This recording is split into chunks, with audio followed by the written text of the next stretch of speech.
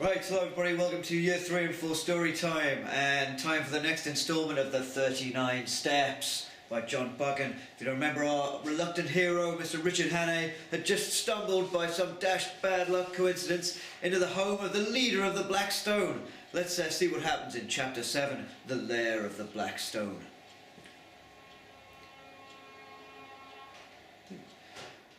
"Let us not waste time with formalities," said my captor, extending that telltale hand. "The notebook, if you please." "What notebook?" I replied flatly. "Come now, Mr. Hannay," he said with a cruel smile. "We've both come too far to play games." As if to emphasize this point, he inched his revolver closer to my head. "Who is this Hannay, Governor?" I said, trying to sound more confident than I felt. "Ned Ainsley's my name, and so help me, I wish I had never gone and pinched that cursed motor car." For a second I saw the villain's eyes flicker with doubt. He gestured with the gun for me to leave the room. Keeping me covered all the while, he frog-marched me back into the study. Then he rang a small bell and two men entered. I recognised them at once as the sinister characters from the inn. "Well, France?" asked the bald man. "That's him," said the taller of the new arrivals. "Relieve Mr. Hannay of the contents of his pockets, Carl," ordered his boss. The squat fellow grabbed me roughly and disgorged what little I had onto the table. To my surprise, I realised that the notebook was missing.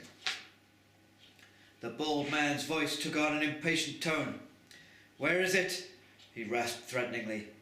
"I already told you, Governor," I began. "Lock him up," barked the chief to his lackeys. "We'll see if a spell without food and water loosens his tongue."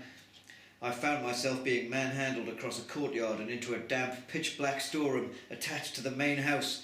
As my jailers turned the key in the lock, I tried to make out anything that might aid my escape. After groping around various crates and sacks of grain, I found a cupboard. It was locked, but I managed to force it open. On the shelf in front of me were a box of matches and several electric lamps. Taking one, I examined the rest of the contents. There was a carton of detonators, cord for fuses, and a dozen little bricks. Crumbling one in my hand, I recognised it at once as lentonite. I hadn't been a mining engineer for nothing. With just one of these bricks, I could blow the house to smithereens. I picked up the detonator and attached it to a couple of feet of fuse. Then I put the detonator in a quarter of the lentonite brick and buried it under a sack near the door. Crouching as far away as possible, I lit the fuse and waited. I only hoped that I would survive the next few moments intact. Suddenly a wave of heat surged from the floor. Then the wall opposite flashed a golden yellow and dissolved with a thunderous roar that hammered my brain into a pulp. At first, I felt myself being choked by thick yellow fumes, but then fresh air wafted in from a ragged rent in the wall. Clambering over the debris, I stepped through the hole and out into the yard. I could hear confused cries coming from the house. Running blindly through the smoke, I managed to find my way to the fringe of trees that surrounded the building. Then I kept running until I had put a good 2 miles between myself and the villain's lair. End of chapter. Oh, escape. Lucky that they locked him in that room full of dynamite, isn't it? Yeah, there you go. Best villainous plans. So, back again tomorrow with chapter 8 as we near the conclusion.